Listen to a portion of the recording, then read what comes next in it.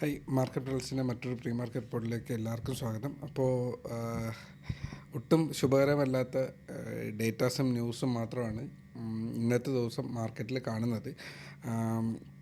ആദ്യമായിട്ട് പറയാനുള്ളതെന്ന് പറഞ്ഞു കഴിഞ്ഞാൽ, എനിക്ക് പേഴ്സണലി ഇമ്പോർട്ടൻ്റ് എന്ന് ഫീൽ ചെയ്തത്, റഷ്യ ഏപ്രിൽ 1 മുതൽ ഓയിൽ പുറത്തേക്ക് വിടുന്നില്ല എന്നുള്ളൊരു സിറ്റുവേഷൻ അവിടെ വന്നിട്ടുണ്ട്. ഇത് പണ്ട് ചെയ്ത ഒരു പ്രശ്നത്തിൻ്റെ റിഫ്ലക്ഷനായിട്ടാണ് എനിക്ക് ഫീൽ ചെയ്തത്. അന്ന് തന്നെ നമ്മുടെ ഗ്രൂപ്പിനുള്ളിൽ നമ്മൾ സംസാരിച്ചിരുന്നു അത് അത്ര നല്ലൊരു പരിപാടിയല്ലായിരുന്നു എന്നുള്ളത്. അതായത് ഡൊണാൾഡ് ട്രംപ് പറഞ്ഞ ഉടനെ തന്നെ റഷ്യയിൽ നിന്ന് ഓയിൽ മേടിക്കുന്നില്ല എന്നുള്ളൊരു തീരുമാനം ഇന്ത്യ കണ്ണടച്ചങ്ങ് പെട്ടെന്ന് എടുത്തു. അപ്പോൾ രണ്ട് സുഹൃത്തുക്കൾ അങ്ങനെ നിൽക്കുമ്പോൾ അതിലെ ഒരു സുഹൃത്ത് പെട്ടെന്ന് രണ്ടാമത്തെ ആളെ വിട്ട് മാറിപ്പോവാൻ വലിയ സമയമൊന്നും ഇല്ല എന്ന് തോന്നുമ്പോൾ അവിടെ ഒരു ട്രസ്റ്റിൻ്റെ ഇഷ്യൂ ഉണ്ട്. അപ്പോൾ ഇത്രയും നമ്മൾ വിശ്വസിച്ചത് ഇങ്ങനെ ഒരു സുഹൃത്തിനെ ആയിരുന്നല്ലോ എന്നുള്ളൊരു കോൺസെപ്റ്റ് ഉണ്ടായിരുന്നു. അത് അവസാനം റിഫ്ലക്റ്റ് ചെയ്തത് 4-5 മാസത്തിന് ശേഷമാണ്, 3-4 മാസത്തിന് ശേഷമാണ്. അപ്പോൾ ഓയിൽ ടാരിഫിൻ്റെ സിറ്റുവേഷൻ അവിടെ ഉണ്ടായിരുന്നു. അതായത് ഡൊണാൾഡ് ട്രംപ് അമേരിക്കയിൽ ടാരിഫിൻ്റെ സംഭവം ഇന്ത്യൻ കമ്പനീസിൻ്റെ മേളിലൊക്കെ വളരെ പ്രഷർ കൊടുക്കുന്ന സമയത്ത് ഉണ്ടായിരുന്ന അതേ ലെവലിലേക്ക് ഇന്ന് നമ്മുടെ മാർക്കറ്റ് വരാൻ സാധ്യത കാണിക്കുന്നുണ്ട്. നമുക്കത് ചാർട്ടിലേക്ക് വരുമ്പോൾ സംസാരിക്കാം. അതുപോലെ ഇറാൻ ഹോർമസ് കടലിടക്ക് ഓപ്പൺ ചെയ്ത് കൊടുക്കാൻ ഏപ്രിൽ 6 വരെ സമയം നീട്ടിക്കൊടുത്തിട്ടും ഒബ്വിയസ്ലി ഇല്ല. അപ്പോൾ ഒരു ഗ്രൗണ്ട് വാറിനുള്ള ഒരു സിറ്റുവേഷൻ അവിടെ സെറ്റ് ചെയ്ത് വരുന്നുണ്ട്. അത് അത്ര ശുഭകരമല്ലാത്ത ഒരു ഡേറ്റയാണ്. രണ്ടാമത് ഞാൻ എക്സ്പെക്റ്റ് ചെയ്യാത്തൊരു കാര്യം സംഭവിച്ചതെന്ന് വെച്ചാൽ, ഒന്ന്, റഷ്യ നമ്മുടെ കൂടെ നിൽക്കുമെന്ന് എക്സ്പെക്റ്റ് ചെയ്തിരുന്നു. റഷ്യ റഷ്യയോട് കാണിച്ച സംഭവത്തിന് റഷ്യ തിരിച്ച് അതേ സിറ്റുവേഷനിൽ തിരിച്ച് കാണിച്ചു എന്നുള്ളതേ ഉള്ളൂ. അത് റഷ്യയെ കുറ്റം പറയാനും പറ്റത്തില്ല. രണ്ടാമത്, മാർക്കറ്റ് ഡൗൺ ആവുന്നു, ക്രൂഡ് ഓയിൽ ഡൗൺ ആവുന്നു. സാധാരണ മാർക്കറ്റ് ഡൗൺ ആകുമ്പോൾ ക്രൂഡ് ഓയിലും ഗോൾഡും ഒക്കെ മേളിലേക്ക് പോകേണ്ടതാണ്. പക്ഷേ ഇതിപ്പോൾ മാർക്കറ്റ് ഡൗൺ ആകുമ്പോൾ അതിനെ ഹെഡ്ജ് ചെയ്തുകൊണ്ടിരുന്ന ഏറ്റവും ഇമ്പോർട്ടൻ്റ് ആയിട്ടുള്ള ഗോൾഡ് എന്നുള്ളൊരു പൊസിഷൻ, ഗോൾഡും താഴേക്ക് പോകുന്നുണ്ട്. സോ അത് മാർക്കറ്റിൽ പിന്നെ എന്ത് ഹെഡ്ജ് ചെയ്യും എന്നുള്ളൊരു സിറ്റുവേഷനിലേക്ക് പോകുന്ന ഒരു സിറ്റുവേഷൻ. ഓപ്ഷൻ ഹെഡ്ജ് ഉണ്ട്, ഞാൻ അതല്ല ഉദ്ദേശിച്ചത്. നമ്മൾ കമ്മോഡിറ്റി ഹെഡ്ജ് അവിടെ ചെയ്യാറുണ്ട്. ആ കമ്മോഡിറ്റി ഹെഡ്ജും വർക്ക് ചെയ്യുന്നില്ല എന്നുള്ളത് തന്നെയാണ്. മാർക്കറ്റ് ഒരു വലിയൊരു ക്രൈസിസിലേക്ക് പോവുകയാണ്. എല്ലാ സാധനങ്ങളുടെയും വില കൂടുന്ന ഒരു സിറ്റുവേഷൻ. ഓയിലിൻ്റെ കൂടിയിട്ടുണ്ടായിരുന്നു, പെട്രോളിൻ്റെ കൂടിയിട്ടുണ്ടായിരുന്നു. എക്സൈസ് ഡ്യൂട്ടി കട്ട് ചെയ്തിട്ട് അത് തൽക്കാലം അഡ്ജസ്റ്റ് ചെയ്ത് നിർത്തിയിട്ടുണ്ട്. സോ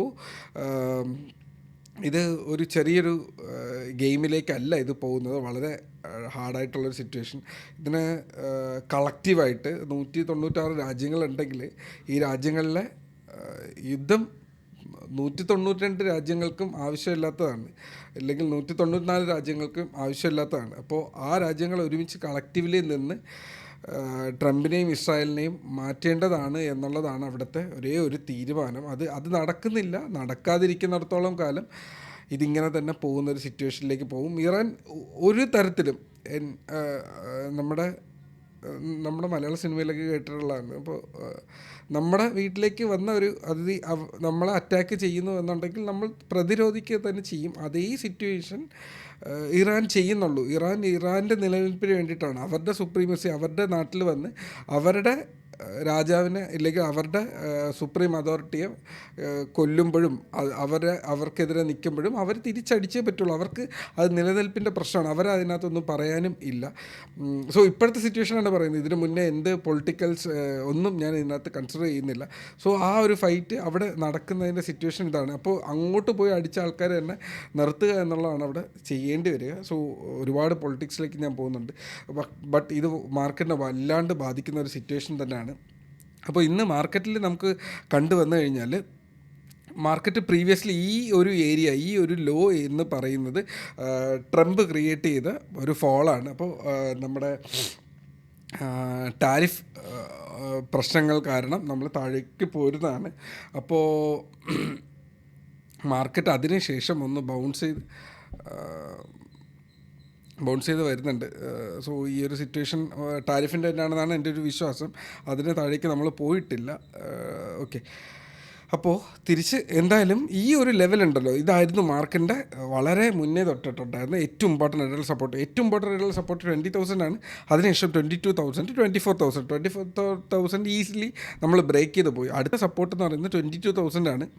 അപ്പോൾ 22,000ലേക്ക് നമ്മൾ വരുന്ന ഒരു സിറ്റുവേഷനാണ് മാർക്കറ്റിൽ നിന്ന് ഓപ്പൺ ചെയ്യാൻ സാധ്യത എന്ന് പറയുന്നത്. മാർക്കറ്റിൽ നിന്ന് ഓപ്പൺ ചെയ്യാൻ സാധ്യത എന്ന് പറയുന്നത് അത്യാവശ്യം gap ഡൗണിലായിരിക്കും.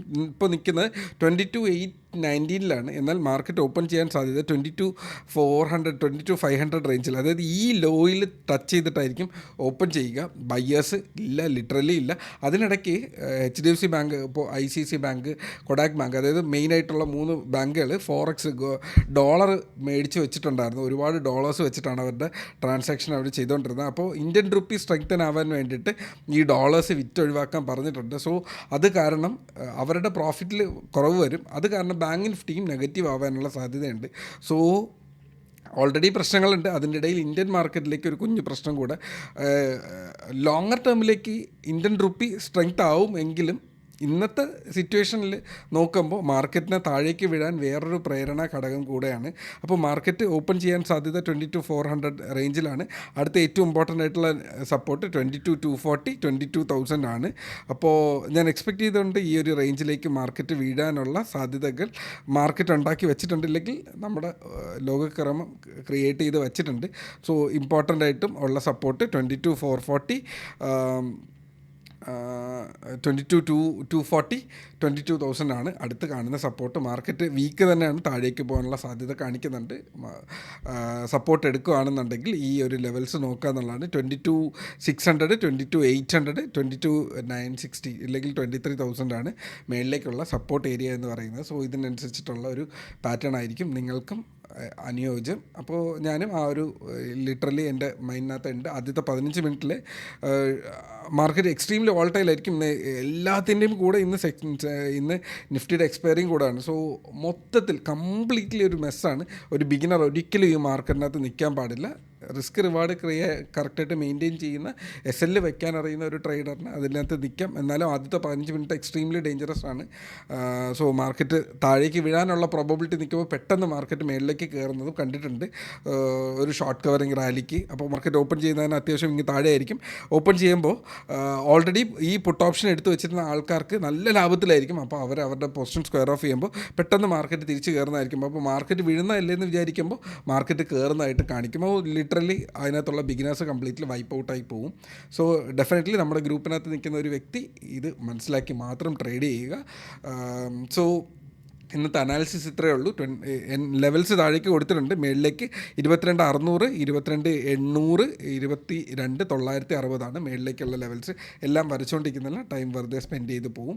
So trade safe, take care, bye. അതിൻ്റെ കൂടെ നമ്മുടെ ഗ്രൂപ്പിനകത്ത് ഓൾറെഡി ഞാൻ അവൈലബിൾ ആയിരിക്കും. നിങ്ങൾക്ക് എന്തെങ്കിലും ഡൗട്ട്സ് ഉണ്ടെങ്കിൽ എന്നോട് പേഴ്സണലി ചോദിക്കുക എന്നുള്ളതാണ്. ഗ്രൂപ്പിനകത്ത് പുതിയ ആൾക്കാർ വരുന്നുണ്ട്. അപ്പോൾ നിങ്ങൾക്ക് ആവശ്യമുള്ള ഡൗട്ട്സ് എല്ലാം ക്ലിയർ ചെയ്ത് പോകാമെന്നുള്ളതാണ്. നിങ്ങൾക്ക് സംസാരിക്കാനുള്ള ഒരു സ്പേസ് കൂടാണത്. അപ്പോൾ അടുത്ത മാസം ഒരു ബാച്ച് സ്റ്റാർട്ട് ചെയ്യുന്നുണ്ട്. ആവശ്യമുണ്ടെങ്കിൽ അതിനെക്കുറിച്ച് നിങ്ങൾക്ക് എൻക്വയർ ചെയ്യാമെന്നുള്ളതാണ്. നിങ്ങളെ വളരെ comfortably investing and swing trading പഠിപ്പിക്കുന്നുണ്ടാവും. ഓപ്ഷൻസും അതിനകത്തുള്ളിലുണ്ടാവും. So trade safe, take care, by.